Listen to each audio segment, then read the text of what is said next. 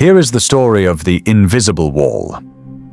This story begins not on a battlefield, but in the quiet, desperate winter of 1938 in London. Nicholas Winton was a young, unremarkable man, a 29-year-old stockbroker who enjoyed a comfortable, routine life.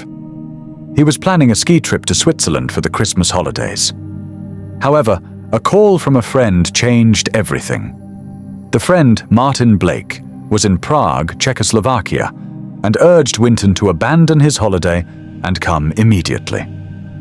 The situation was catastrophic. Following the Munich Agreement, the Nazis were tightening their grip, and the atmosphere in Prague was thick with fear, especially for Jewish families and political refugees. Winton arrived and was immediately struck by the refugee camps. Unlike the visible humanitarian crisis in Spain or the adult political refugees, he noticed a terrible oversight. Nobody was coordinating the rescue of the children. Major organizations were focused on adults and official channels, leaving thousands of children, the most vulnerable, behind an invisible wall of bureaucracy and indifference. Winton, a stockbroker with no diplomatic training, took it upon himself to break down that wall. He set up a makeshift office at a dining table in his hotel room on Wenceslas Square and started receiving distraught parents. They came in droves, begging him to save their children. He began creating lists, taking photographs, and compiling the necessary paperwork.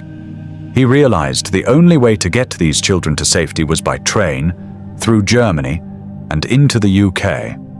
This required a monumental effort. Visas and funds. He had to secure an entry permit for every child from the British Home Office and raise £50, a huge sum then, as a guarantee for each child, ensuring they would not become a financial burden on the state. Foster homes. He needed to find a British family willing to take in each child. He returned to London and ran his operation out of his own kitchen, writing letters, placing ads, and pleading with anyone who would listen. The Nazis. He had to bribe, negotiate, and maneuver past the Gestapo to get exit visas and ensure the trains could pass safely through enemy territory. Between March and August 1939, Winton organized 8 train journeys. Each one was a terrifying gamble. The children, sometimes as young as 2, were waved goodbye by their parents on the platform. Knowing it would likely be their last farewell, the 9th train was scheduled to depart on September 1st, 1939, carrying the largest group, 250 children. The train was packed and ready to leave the station. That morning, however, Germany invaded Poland, and all British borders were immediately sealed. The train was cancelled. All 250 children were sent back to Prague and, sadly, almost none of them were ever seen again. Winton, crushed by the failure of the 9th train, never sought recognition. He spoke of the rescue to no one, not even his wife, Greta. He simply returned to his life, believing he hadn't done enough. The revelation 50 years later. In 1988, Greta was clearing out their attic and found a dusty scrapbook. Inside were the comprehensive lists, the children's photos, and the meticulous train schedules she brought them to the attention of a Holocaust historian. This led to the famous moment on a 1988 BBC TV program, That's Life. Winton, then 79, was invited to the studio. He was told he was there to talk about the events of 1939. Midway through the segment, the presenter, Esther Rantzen, announced, "Is there anyone in our audience tonight who owes their life to Nicholas Winton? If so, could you please stand up?"